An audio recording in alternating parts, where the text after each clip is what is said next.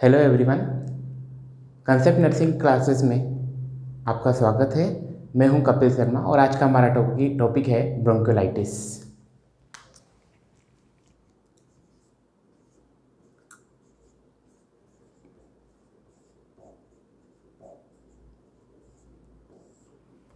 Bronchiolitis itis belong to inflammation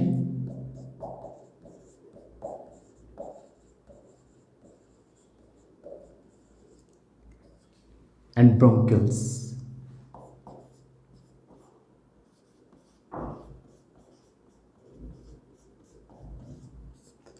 Means bronchiolitis means inflammation of bronchioles, that is called bronchiolitis. Inflammation है तो ये दो चीज़ों को लीड करता है, एक तो एडिमा होगा प्लस थिक म्यूकस प्रोडक्शन होगा।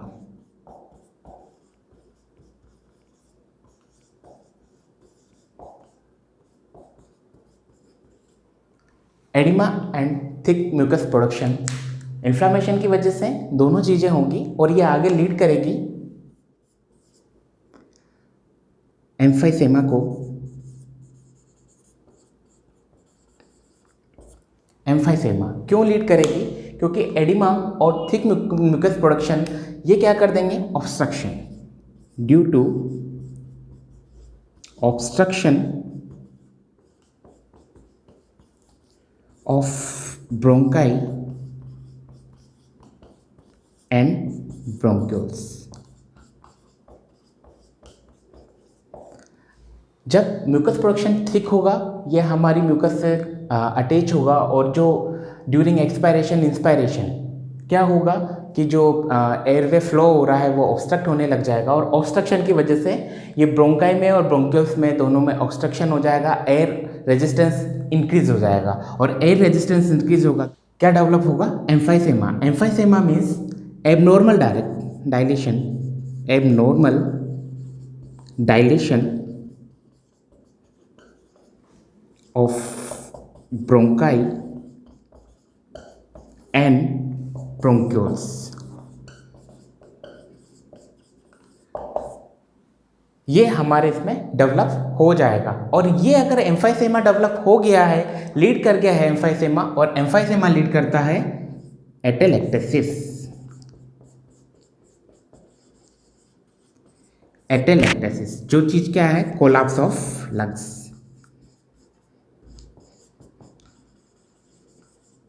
या लोब ऑफ लंग्स। फाइनली क्या डेवलप होगा? एटेलेक्टेसिस। तो ब्रोंकियोलाइटिस की वजह से क्या डेवलप होता है? एटेलेक्टेसिस यानी कोलैप्स ऑफ लंग्स, लास्ट में रेस्पिरेटरी फेलियर।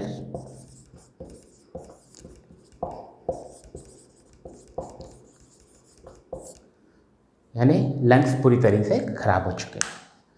हमने पढ़ा क्यों ब्रोंकाइलेक्टेसिस से कैसे रेस्पिरेटरी फेलियर होता है, कैसे एटेलेक्टेसिस होता है। नेक्स्ट हम पढ़ते हैं कि ये किस में होता है, क्या इसके कोज हैं। तो ब्रोंकियोलाइटिस होता है, मेन कोज है इसका RSV इन्फेक्शन। इंपॉर्टेंट क्वेश्चंस हैं। RSV इन्फेक्शन यानी रेस्पिरेटरी सिंसाइटिकल वायरस। ये एक वायरस है, रेस्पिरेटरी सिंसाइटिकल वायरस, जो कि लीड करता है ब्रोंकियोलाइटिस को और ये ही मैक्सिमम 50% ऑफ केसेस में ये लीड करता है ब्रोंकाइलेक्टिस को। ब्रोंकाइलेक्टिस में हमने कोज पढ़ा कि क्या इसका कोज है, लेकिन सबसे इंपॉर्टेंट बात यानी सबसे इंपॉर्टेंट क्वेश्चन, RSV इन्फेक्शन किसकी वजह से फैलता है? Direct contact.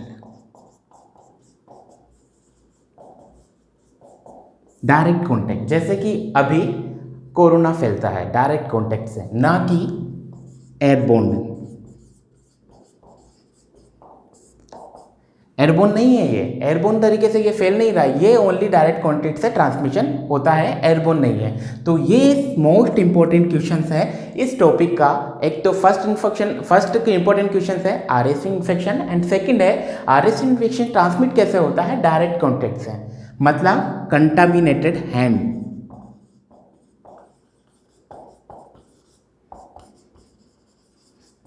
कंटामिनेटेड हैंड के थ्रू ये इन्फेक्ट होता है, सॉरी ट्रांसमिट होता है। नेक्स्ट हम बात करेंगे कि ये कब से कब तक होता है। 3 मंथ टू 1 ईयर। जिन बच्चों की एज 3 मंथ टू 1 ईयर है उनको मैक्सिममली अफेक्ट करता है और मैक्सिममली ये 2 ईयर तक हो सकता है। ज़्यादा से ज़्यादा ये 2 साल तक होता है, 2 साल के बाद ये नहीं होता है इसका। और नेक्स्ट चीज़ ये है कि जब जो इन्फेक्शन है वो डायरेक्ट कॉन्टैक्ट या कंटामिनेटेड हैंड से फैलता है तो हमें सबसे पहले क्या करना है, प्रिवेंट करना है। क्या प्रिवेंट करना है? Direct contact. और डायरेक्ट कॉन्टैक्ट को हम प्रिवेंट कैसे कर सकते हैं? हैंड वॉशिंग से,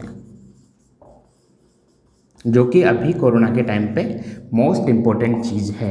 ये भी एक मोस्ट इम्पॉर्टेंट क्वेश्चन है कि हम डायरेक्ट कॉन्टैक्ट से या आरएसवी इन्फेक्शन को कैसे प्रिवेंट कर सकते हैं या ब्रोंकोलाइटिस होने से कैसे बचा सकते हैं, जो कि 3 मंथ से 1 ईयर के बच्चों में होता है, मैक्सिममली 2 ईयर तक हो सकता है। क्या करके? हाथ हैंड वॉशिंग करके, हाथ धो करके। ये सबसे इंपॉर्टेंट क्वेश्चंस थे जो तीनों इस टॉपिक के अंदर आते हैं। आगे हम देखते हैं कि साइन एंड सिम्टम्स इसके क्या होंगे। साइन एंड सिम्टम्स, फर्स्ट होता है लेथार्जी। बच्चा लेथार्जिक होता है, less O2 consumption.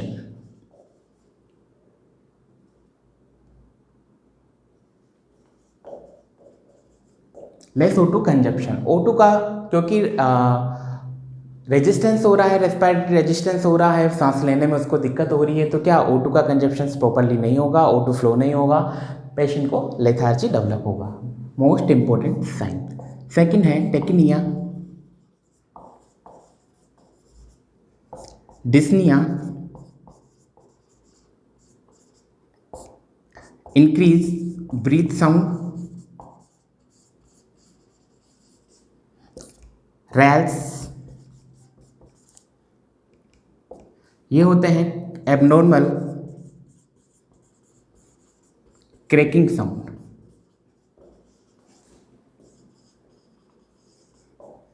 Cracking sound, नुकीले कर्कश आवाज, ये चीज़ होती है रैल्स। ठीक है। इसके अलावा टेकिकनिया, रेस्पिरेटरी इंक्रीज हो जाना, dyspnoea difficulty, increase breath sound, rales, lethargy, ये सब इसके इंपॉर्टेंट साइंस होते हैं। और इसके लिए हमें लेथार्जी है, साथ में एक और इंपॉर्टेंट साइन है डिहाइड्रेशन।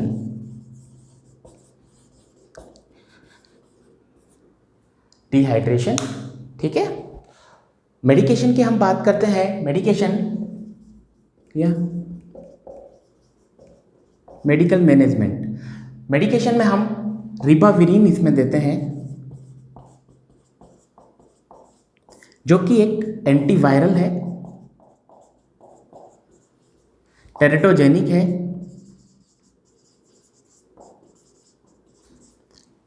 और through nasal root.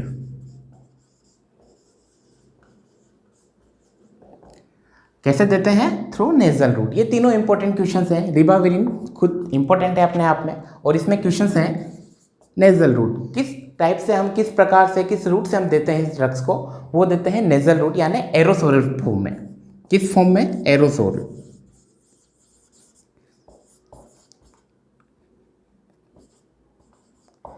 Aerosol form में देते हैं।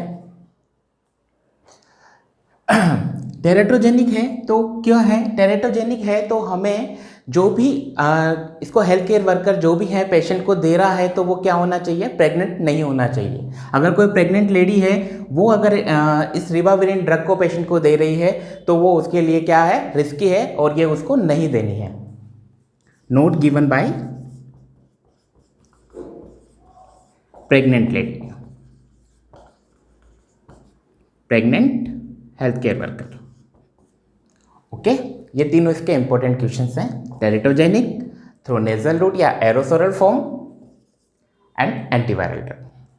नेक्स्ट, इसके लिए एक वैक्सीन है जो कि है RSVIGI ये वैक्सीन है, ये वैक्सीन कब तक देते हैं? Up to 2 year. डोज है 75 mg पर kg पर month, up to 5 to 6 month. 5 से 6 महीने तक हमें 75 mg पर kg पर मंथ देनी है, और यही कब तक दे सकते हैं? 2 ईयर तक दे सकते हैं। ठीक है, ये इसकी इंपॉर्टेंट ड्रग्स हैं। RSV IgS IgI जो वैक्सीन है, इसमें एक सबसे इंपॉर्टेंट चीज़ है कि इसका कॉम्प्लिकेशन है, वो इंपॉर्टेंट है कि ये चीज़ cyanotic heart disease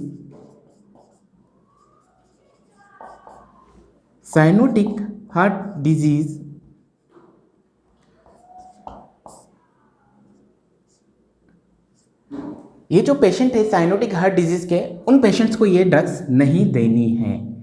in patients में ये ड्रग्स नहीं देनी है। इसका रीज़न क्या है? इसका रीज़न ये है कि ये ड्रग्स क्या करती है, जो ब्लड की विस्कोसिटी होती है, ब्लड की विस्कोसिटी को क्या कर देती है? इंक्रीज कर देती है। और ब्लड विस्कोसिटी इंक्रीज होगी तो क्या होगा? O2 फ्लो कम होगा, बॉडी के अंदर रेस्पिरेशन रेजिस्टेंस डेवलप होगा, और रेजिस्टेंस डेवलप होगा तो ऑलरेडी अगर साइनोटिक पेशेंट है वो अपने हार्ट का O2 फ्लो नहीं कर पा रहा है, तो विस्कोसिटी की वजह से क्या होगा? हार्ट फेल होगा, रेस्पिरेशन फेल होगा। लास्ट इसमें है इंटरवेंशन या nursing management.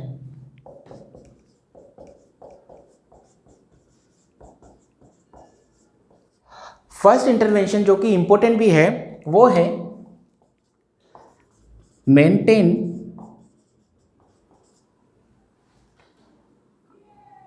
Airway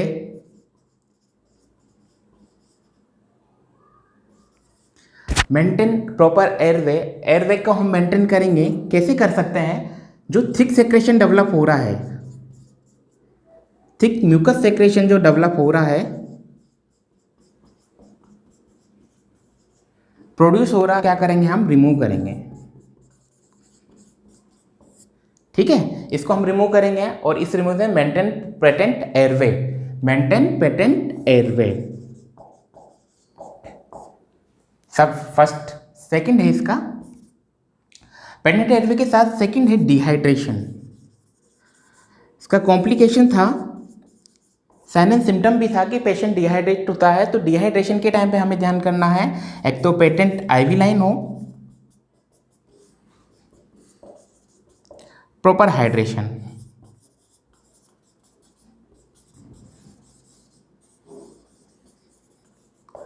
proper hydration maintain करेंगे। जब डिहाइड्रेशन है तो पेशेंट में हम डिहाइड्रेशन चेक करने के लिए क्या करते हैं, वो भी सबसे इंपॉर्टेंट है। अगर ब्रोंकोलाइटिस के पेशेंट में डिहाइड्रेशन है तो हमें डिहाइड्रेशन का पता कैसे लगेगा? सबसे इंपॉर्टेंट है, बच्चों में सबसे इंपॉर्टेंट है, हम यूरिन स्पेसिफिक ग्रेविटी हम चेक करेंगे।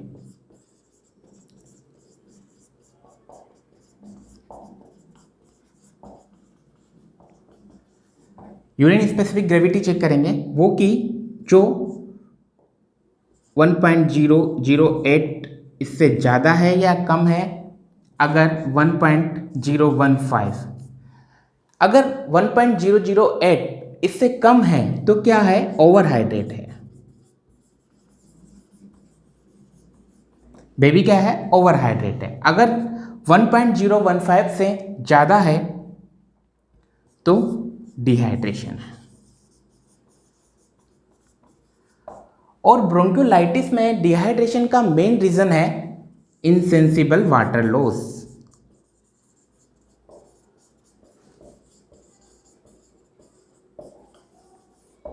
Due to tachypnoea. किसकी वजह से होता है? टेक्निया की वजह से क्या होता है? इंसेंसिबल वाटर लॉस होता है, और उस वाटर लॉस की वजह से ब्रोंकियोलाइटिस का जो पेशेंट है क्या फील करता है? डिहाइड्रेशन। डिहाइड्रेशन को हम चेक करने के लिए क्या करेंगे? यूरिन स्पेसिफिक ग्रेविटी चेक करेंगे। यूरिन स्पेसिफिक ग्रेविटी हम इसमें देखते हैं, क्योंकि क्या होता है कि हम पेशेंट्स का अगर थ्रोट वगैरह कुछ चेक करते हैं या स्किन से चेक करते हैं तो बेबी को हम जज नहीं कर पाएंगे, क्योंकि उसको क्या होता है हाइपर बिलिरुबिमिया, जॉन्डिस वगैरह बहुत सारी प्रॉब्लम्स होती है बेबी को उस टाइम पे 3 to 1 ईयर तक। तो सबसे इम्पोर्टेंट जो डायग्नोसिस है वो है यूरिन स्पेसिफिक ग्रेविटी। जो अगर 1.008 है तो ओवर हाइड्रेट, अगर उससे कम है, और अगर ज़्यादा है 1.015 से तो डिहाइड्रेशन। ठीक है। नेक्स्ट है सेमी सिटिंग पोजिशन। क्या है सेमी सिटिंग पोजीशन, यानी 30 to 40 डिग्री पे। इसमें एक इम्पोर्टेंट चीज़ है, वो है नेक एक्सटेंडेड, किस लिए? Open airway. नेक को हल्का सा एक्सटेंड रखते हैं बॉडी से, क्यों? क्योंकि वो एयरवे ओपन रहती है और वो प्रॉपर्ली सांस ले सकता है। सेकंड है प्रॉपर या रेगुलर हैंड वॉशिंग, क्यों? डायरेक्ट कॉन्टेक्ट से बचने के लिए। जब हम पेशेंट को अगर ऑक्सीजन की ज़रूरत पड़ती है तो हम उसको एयर देंगे, तो वो होंगे O2 cool mist, air mist, cool mist air या O2। क्यों देंगे? क्योंकि अगर हम ड्राई O2 उसको देते हैं, बेबी को ड्राई O2 देते हैं, तो जो म्यूकस, थिक म्यूकस प्रोडक्शन हो रहा है वो हार्ड हो जाएगा और एयरवे को ऑब्स्ट्रक्ट कर देगा। इसलिए हम कूल मिस्ट एयर देते हैं बाय हुड या फिर मास्क या फिर नेजल प्रोन्स ETC, सभी से मिलकर हम उसको कूल मिस्ट एयर देते हैं। लास्ट इंटरवेंशन है हमारा क्लस्टरिंग केयर।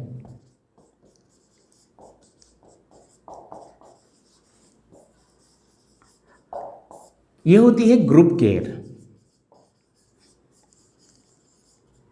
क्योंकि बच्चा क्या है लेथार्जिक है, O2 कंजप्शन नहीं हो पा रहा है, तो इसलिए क्या करते हैं ग्रुप केयर। ग्रुप केयर यानी group of care that is given to the bed. अगर पेशेंट बेड पर है तो उसको सारी केयर बेड पर ही देना, वो चीज़ क्या कहलाती है? Clustering care. यही हमारा टॉपिक था जो कि था ब्रोंकियोलाइटिस। अगर आपको पसंद आया तो हमारे चैनल को लाइक कीजिए, सब्सक्राइब कीजिए और अपने दोस्तों के साथ शेयर कीजिए।